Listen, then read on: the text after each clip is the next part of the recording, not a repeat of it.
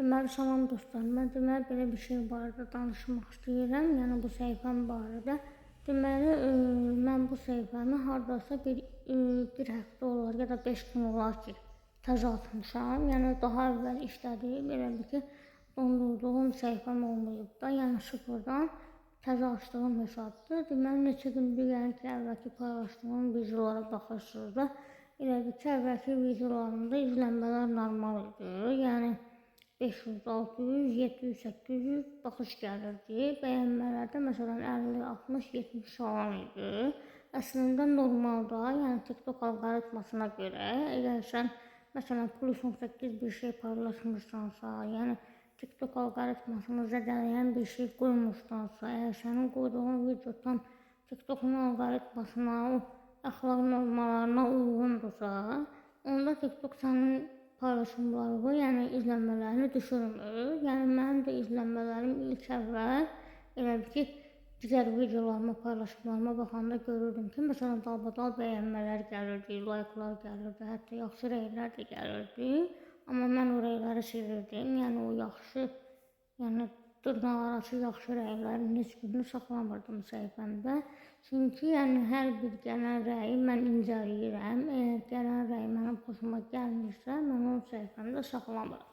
Ümumiyyətlə rəylər gələndə elə rəylər olmalıdır ki, yəni səhifəyə gələn rəylər belə, yəni o TikTok istifadəçisinin elə bir ki, istifadə elədiyi səhifənin alqoritmasına təsir edir. Çünki məsələn yaxşı rəylər yazılırsa, yəni nə qədər daha gözəl rəylər yazılırsa, nə qədər daha qəşəng rəylər yazılırsa, təbii ki, bu yalandan olan rəyləri demirəm. Yəni həqiqətən istifadəçilər o səhifə sahibini bəyənirsə, onun paylaşımlarını bəyənirsə, gözəl rəylər yazırlarsa, yəni xoşlarına gəlirsə onun paylaşdıqları, onda elə bir ki, o daha yaxşı təsir edir ki, məsələn istifadəçi öz səhifəsini daha rahat şəkildə böyütsün də.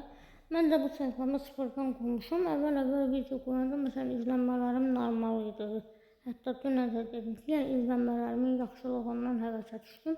Mindilli adında məsələn belə xırda bir 2-3 dəqiqədən ibarət həftənin müəyyən günlərində hər gün demirəm, bir TikTok verilişi kimi bir şey eləmək istəyirəm. Yəni hər dəfə bir mövzu düşünüb o ad altında paylaşım edib danışmaq istəyirdim. Elə bir ki, düzdür, elə belə də danışıb videolar qoyacam, o ayrı.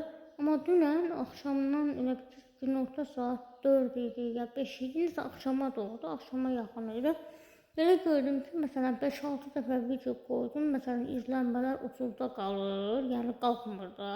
Yəni onsuz da bunu bilirəm ki, eləyirlər, yəni nəsə bir şeylər eləyirlər ki, o izlənmələr aşağı düşsün. Çünki mən onu %100 şəkildə əminəm də, yəni artıq neçə vaxtdır TikTok istifadə edirəm, məsələn YouTube'da da TikTok bilicilərindən, yəni sosial media bilicilərinin, sosial media mühəndislərinin məsələn SMM deyirlər də, SMM deyirlər də, onların videolarına məsələn baxaram, artıq mən alqoritmanın necə olduğunu yəni çox yaxşı bilirəm də, yəni çox yaxşı bilirəm ki, sən sosial şəbəkədə məsələn əxlaq normalarına zidd olmayan, məsələn tərbiyəli, gözəl, maraqlı, yəni öz orta o tərbiyə səviyyəsini qoruyan nələrsə paylaşırsansa, onda TikTok sənin videolarının izlənməsini məsələn aşağı düşürmür. Tam tərsi, məsələn sənin izlənmələrinə dəstək olur ki, məsələn sənin videoların qəşəng izlənsin. Yəni açıq-saçıq videolar qoymaq olmaz. Çünki bir uşaqda baxır, böyükdə baxır, bu doğru deyil. Müəyyən qədər məsələn vulqar ifadələr işlətmək olmaz. Çünki bu da müəyyən qədər yaxşı deyil. Yəni məsələn mən də bilirəm ki, TikTok'da necə tanınmaq olar, məsələn OBS burada necə tanınırlar. Yəni o tanınma üsullarını mən də çox yaxşı bilirəm. Çünki hamı kimi mən də bütün günü özüm video paylaşmaqdan əlavə, elə məsələn özüm video paylaşmaqdan əlavə özüm də yəni bir izləyiciyəm. Həm istifadəçiyəm, yəni video paylaşıram, yəni nələrsə barəsində danışıram, paylaşıram, həm də istifadəçiyəm və ya gündəlik olaraq özüm də ana səhifədə keşfətdə videoları izləyirəm. Yəni özüm də bilirəm ki, yəni bugün müasir zamanda da yəni digər qızlar TikTok'da tanınmaq üçün necə eləyirlər, nələr eləyirlər. Yəni ən azından canlı yayımlara baxsaq, yəni bunu görmək olur. Məsələn, mən canlı yayımlara ümumiyyətlə baxmıram. Bu səhifəmdə hələ ki canlı yayım açma özəlliyi gəlməyib. Açsalar, yəni açılan vaxtı yəqin ki, arada bir ayda bir dəfə nəsə istəyirəm, nə vaxt istəsəm canlı yayım bəlkə mən də açaram, amma kimin nəsə yarış falan, yəni o qışqırma, bağırma, yəni elə şeylər qətiyyən olmayacaq. Çünki mən elə şeyləri sevmirəm, ümumiyyətlə xarakterimə də uyğun deyil. Nəysə, bu videonu paylaşmaqdan məqsədim odur ki, yəni mənim bir həvəsim, gördüyüm izləmələrim yaxşıdır, bəyənmələrim yaxşıdır, yəni 500-600 video izlənir. Əslində bu normalda belə olmalıdır. Yəni əsl normal qaydada TikTok videosu bu cür olmalıdır. Yəni paylaşmalısan əxlaq normasına, yəni o TikTokun topluluq quralları deyilən şeyə uyğundursa, sənin videon yəni 500-600 keçməlidir. Əgər paylaşdığın mövzu insanlara maraqlıdırsa, onlar da bəyənməlidirlər, like eləməlidirlər, rəy bildirməlidirlər və sənin videon daha da izləyici sayı böyüməlidir, səhifən böyüməlidir. Bu normalda belədir. Amma dünən 3-4 dəfə video atmışam, çox əsəb keçirirəm. Mən bilmirəm, bunu kim eləyirsə dərhal geri götürsün. Çünki mən elə bir qız deyiləm, ümumiyyətlə sosial mediada daha rahat, səmimi şəkildə davranmağa daha üstün tuturam. Yəni qışqır, bağır mənlik deyil, heç vaxtda o normanı aşmayacam. Sadəcə deyərək ki, bunu kim eləyirsə dərhal geri götürsün. Yəni nəsə bir şey olan kimi səhifəyə zərər vermək, ziyan vermək bu doğru bir şey deyil. Çünki hər insan öz səhifəsində paylaşdığı bir şeyi paylaşmamışdan əvvəl o paylaşacağı video haqqında dəfələrlə düşünür.